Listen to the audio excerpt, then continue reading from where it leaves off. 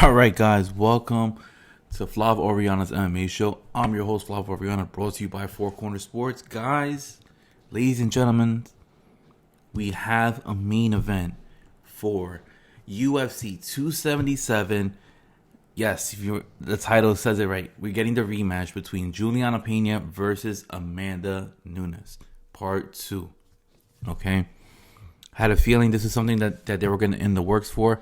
I had a feeling that this is something that they were going to have for the second pay-per-view for the month of July.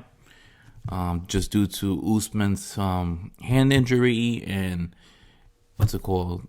I know they're talking, with Aljo on when he can make a return, but they needed to put a main event, okay? And this is the title that we're gonna have as a main event. The women's bantamweight title is gonna be on the line. Julianna Pena, like I told you guys before, if she had beaten Amanda Nunes, which she had back at that December card, she was going to need to slay the dragon at least one more time. And now she has her opportunity.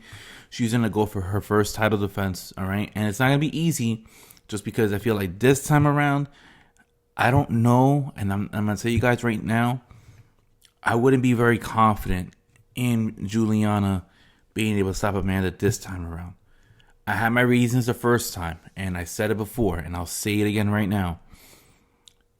When the UFC made that fight between Amanda versus Julianna, okay, on that December card, that was the first time that Amanda Nunes has fought at 135 pounds since she defeated Dream Durandamy at UFC 245, okay? 2 years ago, all right?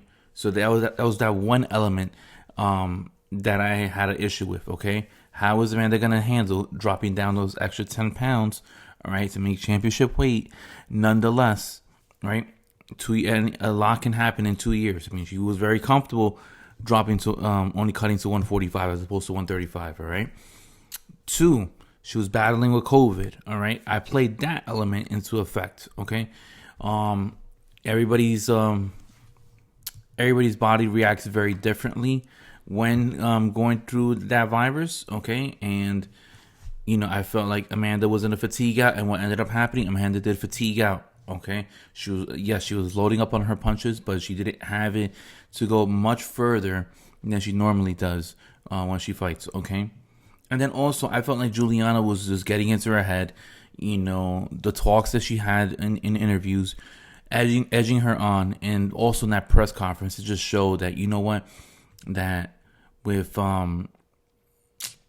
Julianna getting in the head of Amanda Nunes, and Amanda Nunes getting very fiery for somebody that doesn't let the emotions get to them, I was very, very surprised to see that. And Julianna was able to get it done. I mean, Amanda looked good in round 1 of the first fight.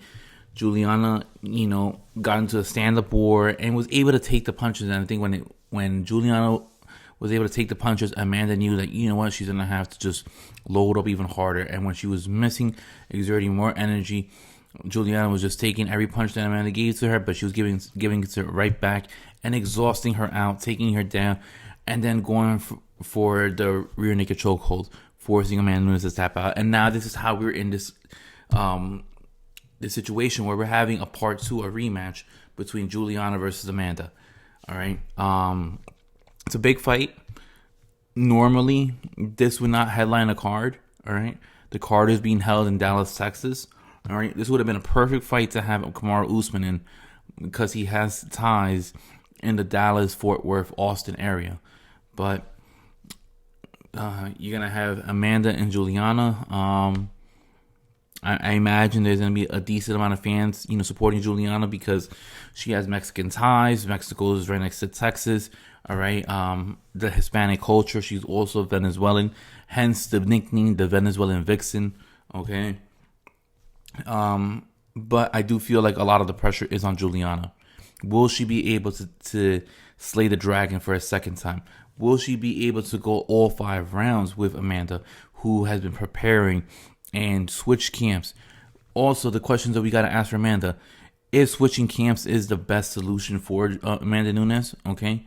And what different element is she going to bring into the second fight? Because What we saw in the first fight was just typical old Amanda. All right.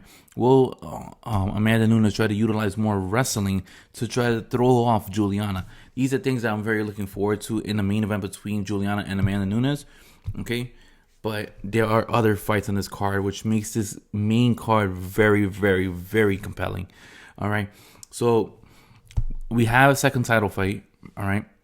In the co-main event, but it's not the undisputed title. It is for an interim title. It is Brandon Moreno, all right, versus Kai Kara France for the interim flyweight title. Huge, okay? Deiveson Figueiredo, I believe he is suffering. He has an injury that he's trying to nurse up, okay? So now we're having the interim belt, go into place, okay? I think this is actually pretty good. I actually like this thing because something that I've talked about with friends, okay, with family, is that I did not want to see Brandon Moreno versus Deiveson Figueiredo 4 times in a row. All right, I think the flyweight division is getting a whole lot better than what it was when Cejudo was champion.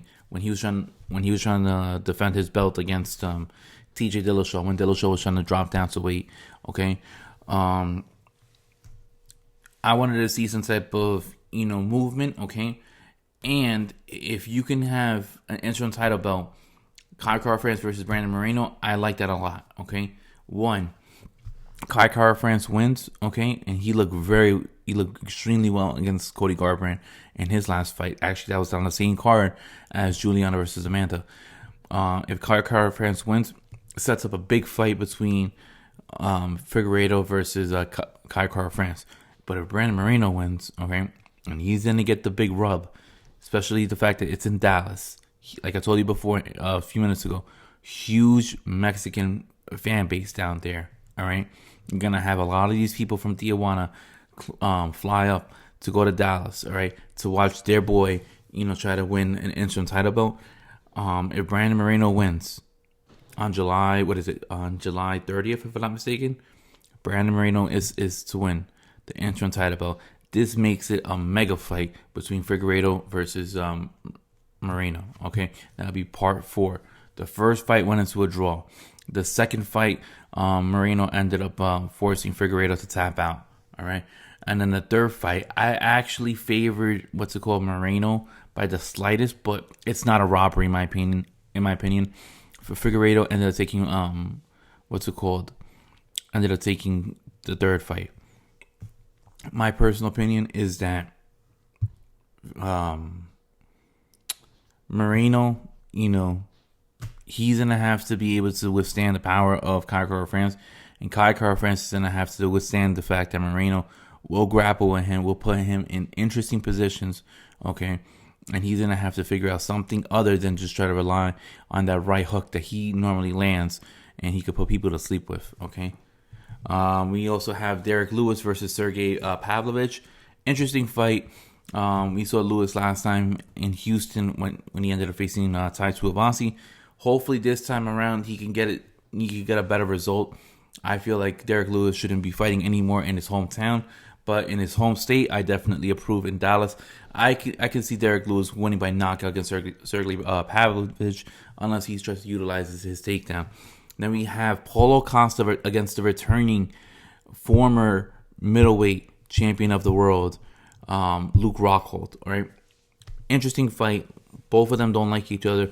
By the way, if you guys have a chance to check out Paulo Costa's Twitter, it is elite.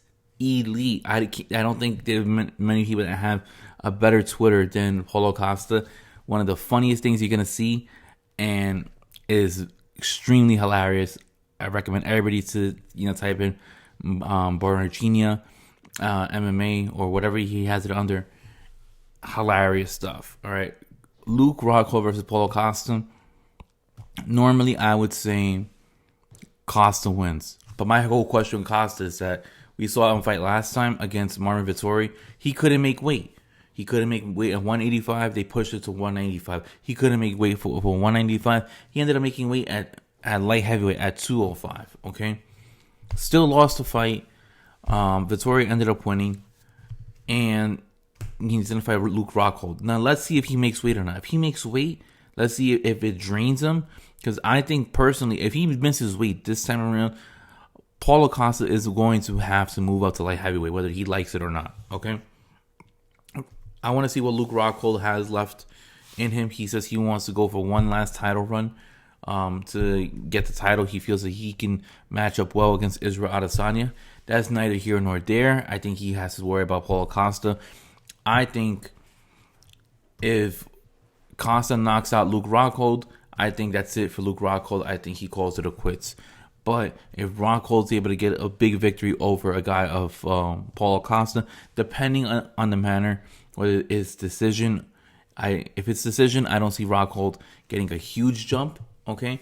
But if it's something of like a knockout, like a head kick knockout, knocking out Paulo Costa, I can see the UFC trying to catapult Luke Rockhold because he has a name as high as possible in the rankings to set him up closer and closer to having a fight against Israel Adesanya. Maybe even book the match between him and Sean Strickland.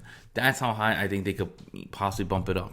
Okay, but interesting fight, all right? Second fight from the bottom, and then the opener is Magomed Ankalaev versus Anthony Smith. Big fight in the light heavyweight division. We're gonna have the light heavyweight title be put on the line on June 10th. All right, that is literally two weeks from today. Yuri Prochazka is gonna try to go against the champ Glover Teixeira. The winner of that matchup could possibly face the winner of Magomed Ankalaev versus Anthony Smith. All right, this Anthony Smith has a lot on the line. I don't see how many more chances he's gonna have left on winning a title or fighting for a title again. And Magomed Ankalaev has been on a roll. Big matchup for both these two opponents. All right, I know Anthony Smith is game. I know Magomed Ankalaev is game. Okay, but these are two of the better light heavyweights in the world, and they're gonna be opening it up on the main card. And then we have other fights on the prelims. We have Justin Tafa versus Don'Tale Mayes. All right, that's gonna be a future prelim. Rafael Alves versus Drew Dober. That's gonna be a great scrap, in my opinion. Diego Ferreira, CDF, Carlos Diego Ferreira versus Jakar Close. Jakar Close looks phenomenal. All right, Diego Ferreira has been on a little bit of a skid. He's only been losing to the best of the best at the lightweight division. And then we're gonna have Ramiz Brahimaj versus my boy Michael Morales. All right, Ecuadorian's own. He's gonna be fighting in the prelims. Maria Agapova versus Jin Yoon Kim. And then we're gonna have Ignacio Bahamondes. Guys, you guys remember who he is with the spinning wheel kick. He's in a 5. Ludwig Klein. Okay, so that right there is your prelims for UFC 277. Overall, from top to bottom, pretty good pay-per-view. All right, in my personal opinion, I really would have wished they could have put, in the main event, Leon Edwards versus Hamza Chimaev for the interim welterweight title. That would have been really, really great, but I can't complain. UFC did a pretty good job for the situation that they were in. But let's see what happens. My opinion is I think Amanda wins the title again at bantamweight, and then that possibly might set up for a trilogy fight. But that depends in the manner of how Amanda wins. If Amanda wins by knockout, I could see them moving on to the next person. If Amanda wins by decision and it's close, they're going to go for the trilogy as usual. Okay? But until then, guys, I am Flav Oriana. Thank you for tuning in to Flav Oriana's MMA show. I'm your host, Flav Oriana, and I'll see you guys next time. Peace, guys, and have a good one. See ya.